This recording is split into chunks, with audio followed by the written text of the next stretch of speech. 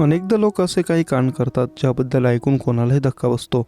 विशेषतः पैशासाठी तर काही लोक अगदी कोणत्याही थराला जायला तयार असतात. नुकतंच एक प्रकरण समोर आलं होतं. यात एका व्यक्तीने दुसऱ्या व्यक्तीची ओळख चोरली आणि त्याच ओळखीने जगत तो 35 वर्ष सर्वांना मूर्ख बनवत राहिला, पण शेवटी तो पकडला गेला. आता फसवणुकीशी संबंधित अशीच आणखी एक विचित्र घटना अमेरिकेतून समोर आली आहे. असा दावा केला जात आहे की इथे एका व्यक्तीने स्वतःच्या मृत्यूचा बनाव केला. यामागचं कारण असं आहे की हे जाणून घेतल्यावर तुम्हाला राग येईल.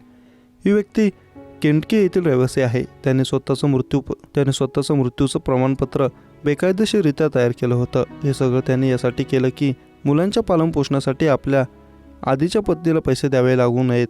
त्याला $1,00,000 म्हणजे सुमारे 84 लाख रुपये पत्नीला द्यायचे आहेत, जेणेकरून ती मुलाला सांभाळू शकेल. मात्र त्या व्यक्तीचा डाव अखेर फसला आणि तो पकडला गेला. या गुन्ह्यात त्याला अनेक वर्षे तुरुंगात काढावी लागणार असल्याचं आता म्हटलं जात आहे. ऑडिटी सेंट्रल नावाच्या वेबसाईटच्या रिपोर्टनुसार JP कीपअप असे या व्यक्तीचे नाव आहे. 39 वर्ष जेसीने गेल्या वर्षी जानेवारीमध्ये एका डॉक्टरच्या लॉग इन डिटेल चोरले होते आणि त्याचा उपयोग करून राज्याच्या मृत्यू नोंदणी सिस्टीममध्ये प्रवेश करण्यासाठी केला होता. मग त्याने सिस्टीममध्ये स्वतःच्या मृत्यूशी संबंधित एक फाईल तयार केली आणि त्यात आपला मृत्यू झाल्याचे सांगितले. एवढंच नाही तर जेसीने सिस्टीममधून इतर अनेक लोकांची ओळखपत्रे चोरली आणि त्यांचा वापर खाजगी व्यवसाय, सरकारी आणि कॉर्पोरेट नेटवर्कमध्ये हॅक करण्यासाठी केला.